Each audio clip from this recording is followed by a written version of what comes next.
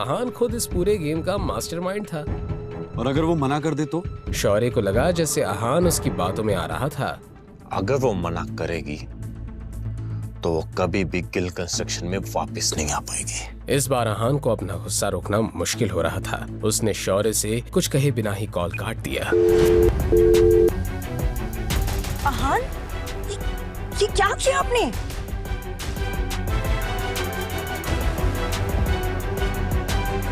क्या शनाया अहान से नाराज हो गई थी? अब अहान उसे कैसे मनाएगा? क्या होगा शौर्य और नीरज गिल का अगला कदम? जैसे ही अहान ने कॉल काट दी, शौर्य ने गुस्से से अपना फोन ही फेंक दिया। बस बहुत हुआ। तुम्हारे दादाजी ने तुमसे कहा था कि शनाया से माफी मांगो, लेकिन पापा मैं कैसे? अब जब मैं खुद उस शनाया से बात करना चाहता हूं तो वो नखरे दिखा रही है। और रही बात उस अहान की, तो वो मुझे गुस्सा दिलाने का एक भी मौका नहीं छोड़ रहा है।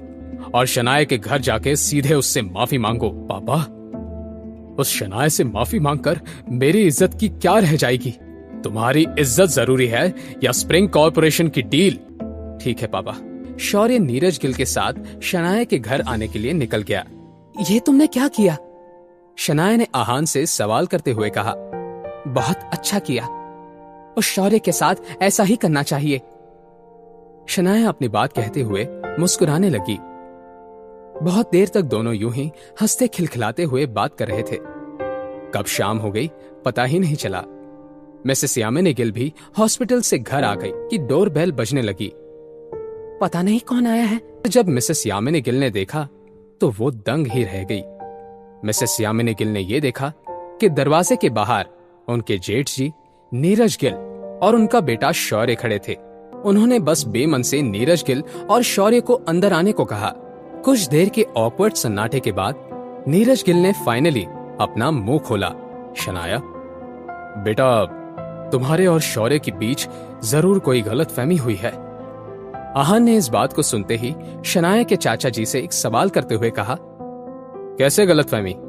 अहान, अच्छा होगा कि तुम अपने काम से काम रखो, कि शनाया ने शौर्य से कहा। अगर अहान का इस सब से कोई मतलब नहीं है तो मेरा भी नहीं है, नीरज गिल ने अहान से पूछा। अहान, तुम्हें क्या लगता है? मगर बजाय इसके अहान नीरज गिल के सवाल का जवाब देता, उसने उनसे ही उल्टा सवाल किया। क्या आप यहाँ पर माफी मांगने आए हैं? हाँ, शौर्य की नादानी की वजह से कल शनाया के बारे में कुछ गलत अफवाहें फैली। उन झूठी अफवाहों की वजह से शनाया को और गिल परिवार को बहुत नुकसान हुआ है। शौर्य ने इस मामले में बहुत बड़ी गलती की है। शनाया, कल जो भी कुछ हुआ उसमें तुम्हारे भाई की गलती थी, लेकिन अब मैं जान गया हूं कि मुझे वो अफवाहें नहीं फैलानी चाहिए थी। मुझे प्लीज माफ कर दो। मुझे उम्मीद है कि अपने बड़े दिल से इस मेरी गलती को तुम माफ कर दोगी। शौर्य, क्या वो बस अफवाहें थी? शनाया, तुम क्या कहना चाहती हो? मेरा कोई मतलब नहीं है। शौर्य, अब तुम यहां से निकल जाओ। अगर अभी भी शौर्य ये बात मानने से इनकार कर रहा था तो शनाया को बात बढ़ाकर अपने एनर्जी और टाइम वेस्ट करने में कोई इंटरेस्ट नहीं था।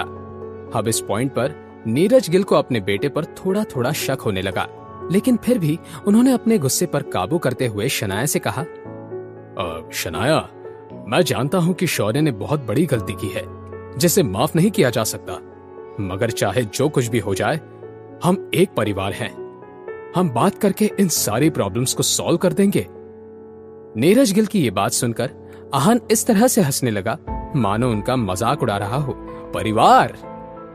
अब जब हम एक परिवार हैं तो क्यों ना एक बात करके स्प्रिंग कॉर्पोरेशन की डील शनाया को दे दे? बिल्कुल नहीं। क्या इस एटीट्यूड से माफी मांगी जाती है? ऐसा नहीं हो सकता। हम शनाया को दूसरे तरीके से कॉम्पेंसेट करेंगे। वो ऑफिस में आकर अपना काम वापस शुरू कर सकती है। पापा से बात करके मैं शनाया को वो 6 मंजिला बिल्डिंग भी वापस लौटा दूंगा। और हाँ, शनाया को स्प्रिंग कॉर्पोरेशन की डील का 5% प्रॉफिट भी मिलेगा। 5%? लगता है कि शुरुआत से ही तुम अपना और हमारा वक्त जाया करना चाहते हो। अहान, क्या तुम जानते हो कि पापा से माफी मंगवाने का नतीजा क्या हो सकता है? नतीजा? मैं भी देखना चाहूंगा कि अब मुझे किन नतीजों का सामना करना पड़ता है। अहान को इस बात से क्या फर्क पड़ रहा था? एक आनंद गिल हो या 10, आहान तो सबको अपनी उंगली के इशारों पर नचा सकता था। उसे किसी नतीजे या अंजाम से कोई डर नहीं था। आहान के इस जवाब से नीरज गिल समझ नहीं पा रहे थे कि उन्हें कैसे रिएक्ट करना चाहिए।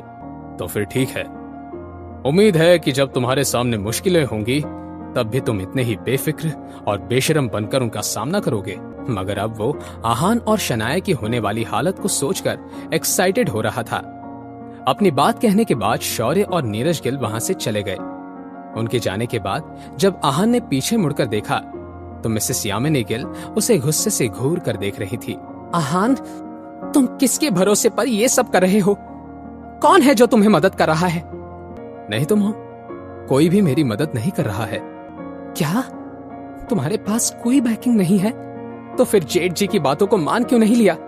अब शनाया ऑफिस में कैसे लौट पाएगी?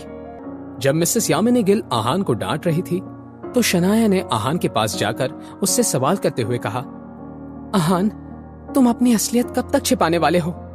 मॉम को सब बता क्यों नहीं देते? शनाया किस सच के बारे में बात कर रही थी? क्या वो आहान की असलियत को जान चुकी थी? अब आहान क्या करेगा? क्या आनंद गिल आहान की शर्तें मान लेंगे? जानने के लिए सुनते रहिए पॉकेट FM।